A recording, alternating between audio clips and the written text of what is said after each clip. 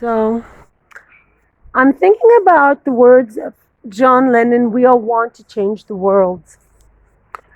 The the day today started very differently than how it's going to end. I got out of my house thinking I would have a quiet time at the park with my dogs. A dog almost attacked my dog. And then this woman, I recognized the dog because this dog has been barking for over a year at the top of a building I could see from my window. And I asked her about 2 months ago, I inquired about her number from a neighbor who lived in the building. And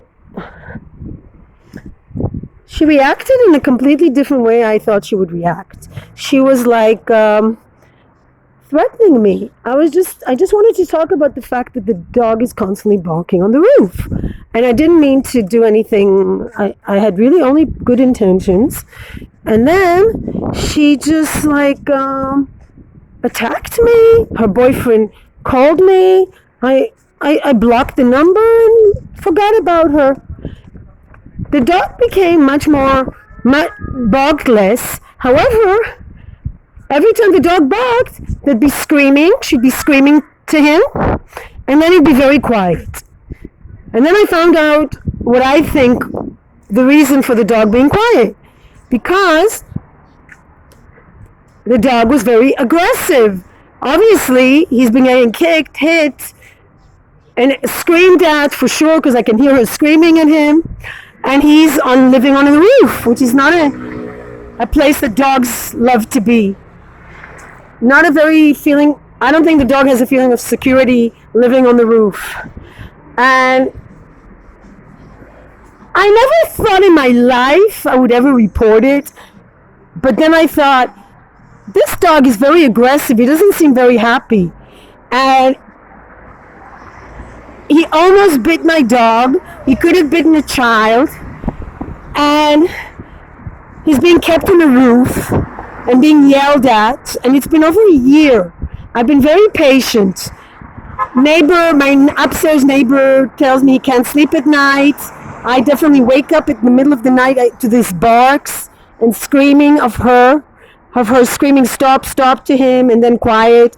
And it's just very disturbing, to say the least, because it's from the roof, so it's like broadcasting to the world, broadcasting animal abuse to the world. Imagine if he was a child and he'd be crying and somebody would be constantly stopping his crying by yelling and God knows what else. I mean, what makes a dog stop barking all of a sudden? I'm sure he got kicked or hit or whatever. The dog was very, very, very aggressive. Really. He was just like a wolf, ready to, she could hardly control him. It wasn't a very large dog, but very, very, very unhappy, very angry. And so she said to me when I wanted to offer her a solution. I wanted to offer her possibly to consult someone who knows dogs. And instead of it, I got a threat that she's going to report to the police that I try to get into her apartment. She's going to accuse me of getting into her apartment. I've never been anywhere near her roof except knocking on the door of the neighbor, asking for her number so I could discuss the situation with her. I was thinking we're talking about human beings that can talk. I asked to go to the lawyer in the building, a person that knows my mother, and she blocked the way. I got pushed, and an ambulance came because I had heartbeats. It was a suspicious heart attack.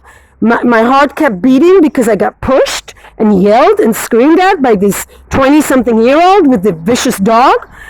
And here I am for a year, not complaining, not reporting, thinking the poor dog. And then she had no problem accusing me of trying to get into her apartment. Like, why would I want to get into her apartment?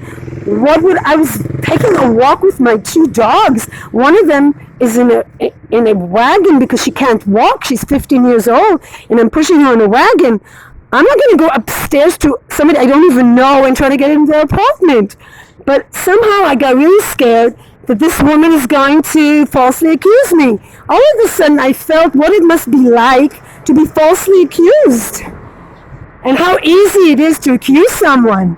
And I decided to take the advice of my vet and not to wait for it to be in the defense position, but to be proactive. So I called the police, and I went there to press charges against her. They said there's nothing they could do. But I called the municipality, and the municipality said they will do something. I haven't heard from them, but I'm going to also call the animal welfare, and I'm going to make sure that this stops, because I don't want to have to ever walk down the street, have a dog almost attack me, and to be attacked by its owner accusing me. And she knows where I live, she knows my name, which could only come from one source, the lawyer with whom I consulted. I asked him because the office is in the same building, so there's only one person who could have known my name. This is the place right there. Now, this girl is in her 20s, and then she's like accusing me of trying to get into her apartment. I mean, what the heck is going on? And why should everybody who lives here have to listen to the barking and the yelling and the screaming because she can't control the dog? I think that a person who cannot control a dog and the dog becomes very vicious and frustrated needs to say, I can't do it. Yelling at a dog is not the answer. Yelling at a person is also not the answer. But a dog is very sensitive. And the problem is with dogs is once they become aggressive, it's not like a switch you put on and off. So I went to the police also because there's no entrance here. Anybody can come in here. And I don't want to be afraid that her boyfriend, who actually called me and threatened me 2 months ago after I called her, will be at my door. I don't want her at my door. I don't want anybody at my door. And so I'm really, really hoping that this story will end. But I really feel very sad that I don't feel safe. I don't feel safe living here anymore. I don't know what kind of a world it is when a 20-year-old can talk to you and accuse you. I don't know. But I definitely am not feeling safe at the moment.